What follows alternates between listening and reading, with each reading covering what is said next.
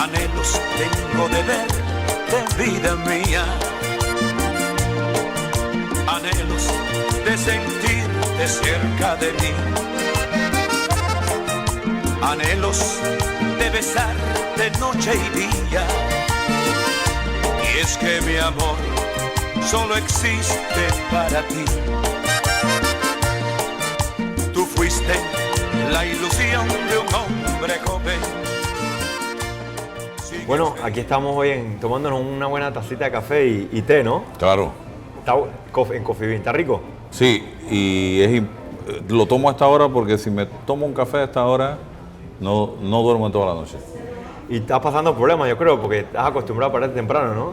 Estoy como con el jet line, como si me hubiera venido de viaje, no sé, todavía me estoy parando a las 3:30 de la mañana como si fuera para el canal y, hey, duérmete, ¿qué haces despierto a esta hora? ¿Te hace falta?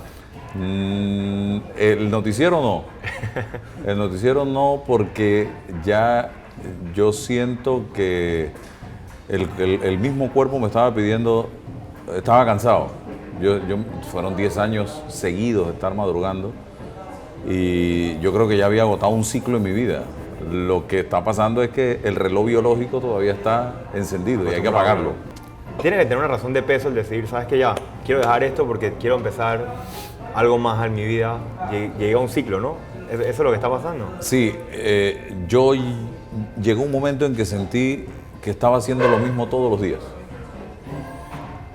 Como el que come una comida todos los días. Una rutina. Una rutina y digo, no me sentía ya con el entusiasmo de llegar a un lugar para hacer cosas diferentes, sino que estaba haciendo exactamente lo mismo, preguntando lo mismo, hablando de lo mismo. El político que llegaba estando en oposición a decirte el discurso de oposición, cuando iba al gobierno a decirte el discurso de gobierno. Lo único que cambiaba era de posición, pero lo que decía era exactamente lo mismo. Entonces digo yo, ¿qué estoy haciendo? Estoy dando vueltas en el mismo mosaico y ¿hasta cuándo? Va a llegar un momento en que me va a agarrar la edad de jubilación sentado en este set y a las finales me van a decir en la empresa ya, gracias, chao, hasta pronto. Digo, ¿Ya no. respiraste? Ya. Digo, no, yo creo que uno tiene otras aspiraciones. Yo desde pelado me gusta el comercio, me gusta la empresa, me gusta hacer cosas, experimentos. Y digo, este es el momento de aprovechando quizá el reconocimiento a nivel nacional que tengo, de probar otras cosas. Y por ahí fue que tomé la decisión, hablé con mi esposa, con mis hijos, con mis padres, con los que consulto siempre. Y digo, tomé una decisión y espero que me apoyen, voy a dejar el noticiero. ¿Qué? Fue como un balde de agua fría. Sí, todos. ¿Estás seguro de lo que estás haciendo? Mis hermanos. Digo, sí, estoy seguro de lo que estoy haciendo. Ya son 30 años en la televisión, son 10 años en el noticiero. Digo, allá afuera hay muchas otras cosas. Claro. Vamos a ver qué se hace. Así que... Hablando de tus padres, volviendo de Chitré, cuéntanos un poquito de ti, cuando eras niño, un poquito de Chitré, ¿no? Sí, yo nací en el hogar integrado por un comerciante, que de ahí saco la vena de comerciante. Y una educadora graduada en la Normal Juan de Móstoles de Arosemena, en aquellos tiempos donde el maestro era como un sacerdote, como el médico del pueblo.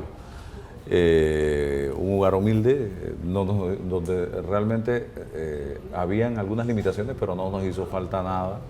El objetivo fundamental de mi padre y de mi madre siempre fue edúquense, que es lo único que nosotros podemos dejarle a ustedes. Yo me vine para Panamá luego de estudiar primaria y secundaria allá, y donde inicié mis primeros pininos en esto de la comunicación, cuando estaba en 5º año de escuela, como algo de un hobby, como un sueño, como algo wow, novedoso. Me metí a trabajar en una emisora gracias al apoyo de un primo. En Chitré, una emisora que se llama, y todavía existe, Radio Provincia, la más vieja en provincias centrales. ¿Cuántos años tiene? Esa emisora debe tener como 60 años o más. Wow. Más. Y de ahí me vine para Panamá. Radio. La radio, sí. De ahí me vine para Panamá y bueno, acá empecé a estudiar ingeniería, imagínate tú, en la tecnológica. Me di este tropezón, no di bola en la carrera. Fue para mí horroroso, como si me hubiera caído un precipicio abajo, porque sentí que estaba defraudando a papá y a mamá. Eso fue lo primero que se me vino a la mente. Y por ahí en el camino me encuentro en medio de la frustración y del llanto y del estrés con un ángel que me vino del cielo, una amiga de Chitré, y me dijo, pero si que yo sepa, a ti te gusta la comunicación, te gustan los medios, yo te vi trabajando en Chitré en una emisora, ¿por qué no estudias periodismo? ¿Y de dónde sale eso? ¿Aquí se estudia eso? Yo no sabía que aquí se estudiaba la comunicación, porque en esa época todos veníamos era a estudiar ingeniería, medicina o derecho, abogado. Y bueno, ella me hizo ver que había una carrera y por ahí comencé con unos familiares que tenía acá en Panamá a investigar y efectivamente da la casualidad que el decano de la facultad era de Chitré. Wow. Y lo conocían mi familia, entonces hablaron con él y le dijeron que había un sobrino que quería estudiar periodismo. Él accedió a que yo hiciera la prueba de inicio. Como el casting. Sí, la primera prueba de admisión. La admisión. La pasé y ahí comencé a estudiar y ya como que, wow. Y ahí era lo tuyo. Era lo mío, hice la carrera y al mismo tiempo estaba trabajando, logré trabajar en la que es hoy Medcom, la empresa que es hoy Medcom, que antes era por separado RPC y Telemetro. Bueno, yo empecé en RPC y fui estudiando y estaba trabajando, así que me fue mucho más fácil todo. Ahora, existe una anécdota, creo yo, de cuando iniciaste. Fuiste primero a probar suerte en otro lugar, ¿no? ¿Cómo fue esa anécdota? Esto muy poca gente lo sabe. Yo fui a TVN cuando todavía ni siquiera soñaba con estar en RPC. Estábamos en época de la dictadura. Y en Transísmica, que daba TVN, creo que era de los Chiari en esa época. Hice un casting, ni saco llevé, iba con camisa. Y era tal el nerviosismo, el estrés, me temblaba la mandíbula. Y me pusieron a hacer el casting con unas cámaras y un teleprompter. Y a la salida, la expresión que yo escucho es, él no sirve para esto. Wow. Imagínate. Eso yo creo que me llenó más de motivación y de deseo de demostrar que sí servía para eso. Y yo insistí hasta que logré el objetivo y cumplir ese sueño de ser un comunicador social. ¿Te gustan los retos, por lo que veo, no? Todo para mí siempre ha sido un gran reto en la vida. Ahora, hay mucho tipo de periodismo, pero el periodismo tuyo es de confrontar, de cuestionar. ¿Por qué entrar en ese mundo donde obviamente es un mundo que entras de tú a tú a veces, no? Yo tenía dos caminos, o ser uno más del montón, leyendo un noticiero y haciendo una entrevista light, o ser un periodista, como tú lo llamas, de confrontación, de crítica. Y yo escogí el más difícil, cuestionar, criticar, y eso asumiendo los riesgos que eso representa, porque cuando tú golpeas, espera el para atrás. Entonces, desde la radio, comencé a hacerlo, porque yo hacía un programa en una emisora que se llamaba Lo Nuestro, en la época de Mireya Moscoso, y al mismo tiempo trabajaba en la corporación Medcom. Y allí comencé yo a hacer un programa de comentarios en esa emisora, golpeando, cuestionando, fustigando. Y me gustó. Y por ahí seguí haciéndolo y ahí fue que me logré desarrollar y ahí fue que logré realmente destacar, ¿no? Ahora, ¿el para atrás vino alguna vez? ¿Alguien te...? Todos los días. ¿Sí? ¿Sentiste alguna vez tu vida en peligro? El perro, creo, hasta tu perro te asesinaron, ¿no? Un perro en la finca un día amaneció muerto, envenenado. Un perro que estaba en perfectas condiciones. Y días antes había aparecido fotos de mi casa en las redes sociales. Correcto. Y no era de mi casa. Ellos habían dicho que era de mi casa, pero era de una casa vecina, diciendo que esa era la mía. Y allí 2 más 2 son 4, o sea, y no hay otra. Pero bueno, no solo eso, en estos 10 años se ha dado de todo, entre el 2004 y el 2014. Y entre el 2009 y el 2019, de todo, persecución, me mandaban chat, me mandaban correos desprestigiando a mi esposa, desprestigiando más a mí, a mis hijos los seguían a la escuela, de todo, mi teléfono pinchado, que ahí están las pruebas de que mi teléfono fue intervenido, pero eso no me intimidó en lo más mínimo. De haberme intimidado yo hubiera bajado la guardia, y al contrario, el tema de los retos me hizo, al contrario, coger más fuerza, más energía para seguir adelante, y por eso no me eché a llorar, al contrario. Ahora, de todos estos, digamos, 10 años, ¿cuál es la persona con la que más has llegado a tener una confrontación? Que recuerdes. Con Varela. Varela. Varela llegó con Martinelli muchas, pero Martinelli era un hombre que se peleaba contigo hoy y mañana iba a una entrevista. Y aquí estoy, pregunta. Varela, sin embargo, tenía otra personalidad, el hombre que no te voy a dar entrevista, no quiero saber de ti. A los ministros les dijo en un momento dado, no van ninguno al noticiero, se los prohibió, y todos efectivamente, cual corderitos, dijeron, está bien, presidente, no vamos ninguno al noticiero, hasta que ustedes de la orden se dieron cuenta que era necesario ir al noticiero porque los espacios los estaba llenando gente que iba a cuestionarlos a ellos. Claro. Porque el noticiero tenía que seguir. Entonces el objetivo de ellos era no mandar a nadie, eso va a ser presión hasta lograr que el canal saque a Álvaro del noticiero. Y ya, nosotros entonces vamos a ir. Y prueba de ello es que cuando yo me iba de vacaciones, ellos iban todos. Aprovechaban. Entonces, no lograron el propósito. Yo seguía en el canal y ellos tuvieron que regresar al noticiero. Él sí nunca me dio una entrevista. Y siento yo que era hasta por temor a las preguntas que en un momento se le pudieran hacer de todo lo que fue, porque yo siempre dije, donde venga aquí, le voy a preguntar de todo lo que fue su participación en el gobierno de Ricardo Martinelli, porque no puede ser que en ese gobierno hubo tantas acusaciones de cosas que supuestamente no se hicieron bien y él no hizo nada malo, él todo lo hizo bueno. Claro. No puede ser. Entonces, ¿crees que fue miedo a acercarse a yo siento enfrentarse que respeto, temor a enfrentar algunas preguntas que... Y mira que no fue solamente conmigo, él dio pero muy pocas entrevistas y él seleccionaba a quién le hacía la entrevista. Pero entrevistas de tú a tú, así como la que estamos haciendo nosotros, yo puedo contar con los dedos de esta mano las que dio y él era el que seleccionaba a quién lo iba a entrevistar, como para sentirse más tranquilo. Wow. ¿Sientes que con las preguntas alguna vez cambiaste algo positivo, hiciste algo, sabes, una pregunta que hiciste a alguien y eso cambió algo? Yo siento que quizás no las preguntas, quizás lo que logramos un poquito fue despertar la conciencia crítica de los panameños.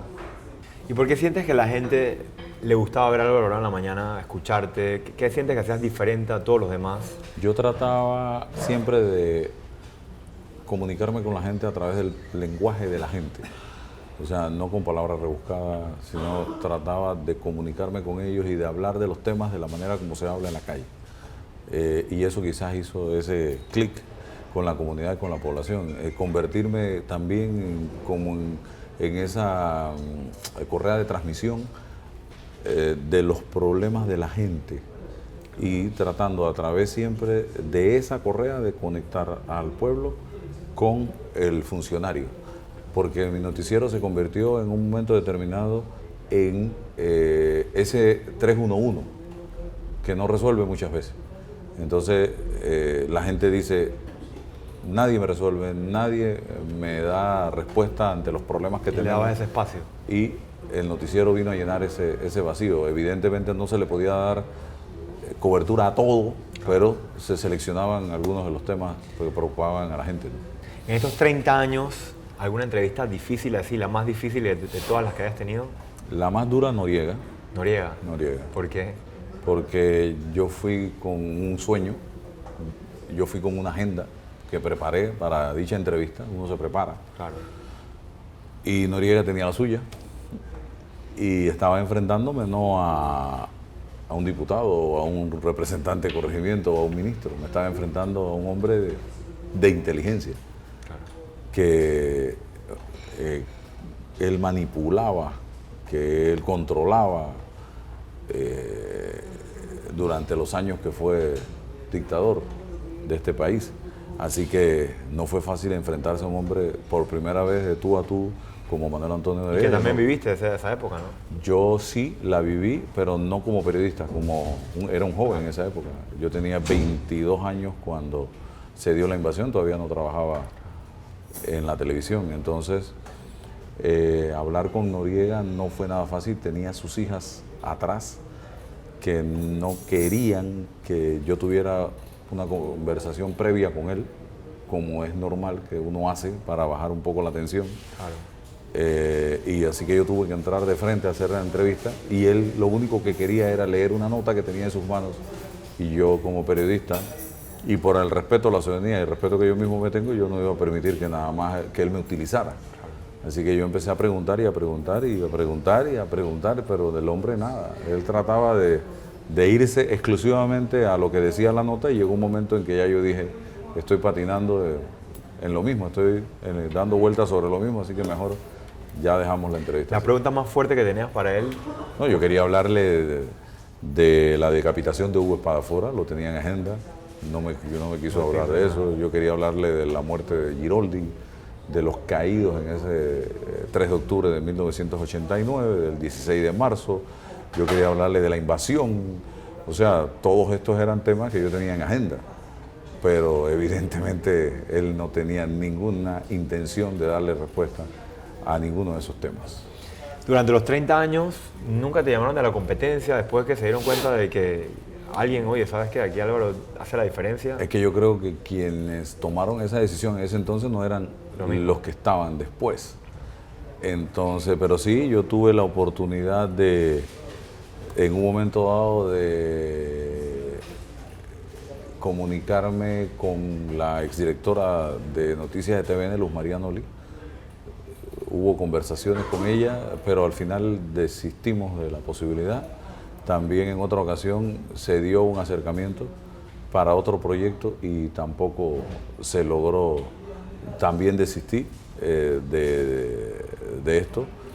No se dieron las condiciones y te lo digo, fueron un par de momentos en la historia de esos 30 años en donde se pudo haber dado, pero no se dio. ¿Fuiste fiel a la Sí, eso me quedé la causa?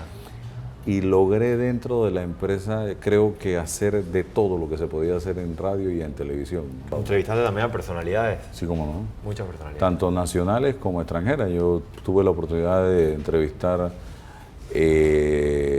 una entrevista que recuerdo que temblaba por teléfono a Jennifer López. Jennifer López. Sí, me escogieron. ¿Tenía miedo tu esposa?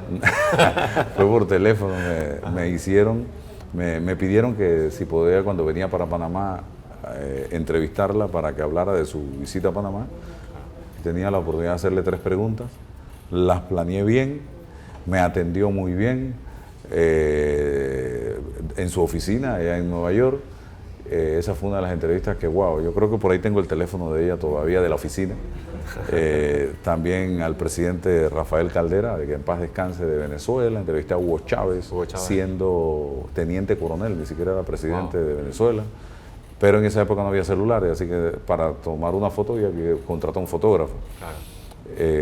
Entrevisté al presidente, a un expresidente de Colombia que ahorita que fue secretario general, César Gaviria, de la Organización de Estados Americanos.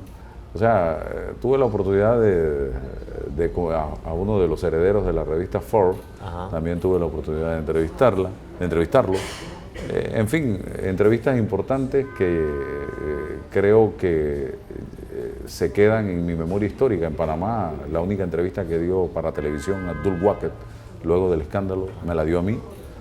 Y también la guardo como un tesoro, ya que hacer hablar a don Abdul en televisión no es nada No fácil. fue fácil. Sí. De estos 30 años hay lo más difícil y lo más bueno. ¿Qué ha sido lo más difícil y lo más bueno? Lo más difícil, el presente y el pasado reciente. Más el pasado reciente ha sido lo más difícil.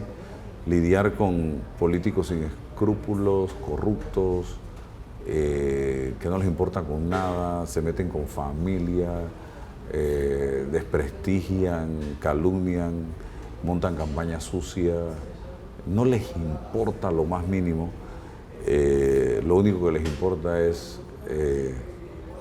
su propio bolsillo y sus intereses, ni el país para nada. Y lo más rico, lo más interesante, el contacto con la gente y el cariño que te demuestra la gente. Yo creo que eso es lo que me queda y me llega, y hoy, después de retirarme, lo estoy sintiendo con más fuerza. De mucha gente que me encuentra en la calle, me abraza, dice: lloré contigo el 15 cuando te retiraste, vuelve, te estamos siguiendo, ¿qué vas a hacer? O sea, la gente donde vaya, a mi restaurante van muchos y a tomarse fotos conmigo. Mi esposa dice: ahora después de ser periodista eres la leyenda. La leyenda.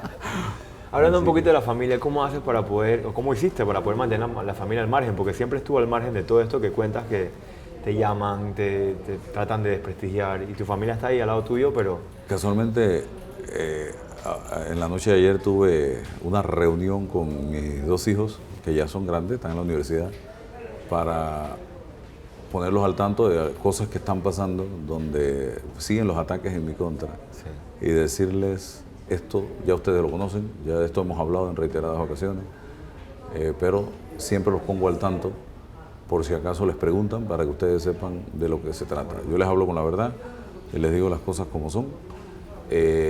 Siempre esto no ha sido fácil, porque para ellos no es fácil tener un papá que en el centro comercial lo paran para echarle un cuento de un problema que tiene una persona, o 2 o 20. En un supermercado te paran también, o sea, tener que compartir a su papá con mucha gente. Sí, no solamente un rockstar, también te llaman para pedirte, claro. La mayoría, el 90% de las veces ayuda. Era para contarme sus problemas. Claro. Y yo, ¿qué voy a hacer? Yo tengo que pararme a escuchar a la persona. Claro. Entonces, mis hijos eso como que no les gustaba, no les cuadraba, no lo entendían, pero ¿qué voy a hacer? Es mi responsabilidad.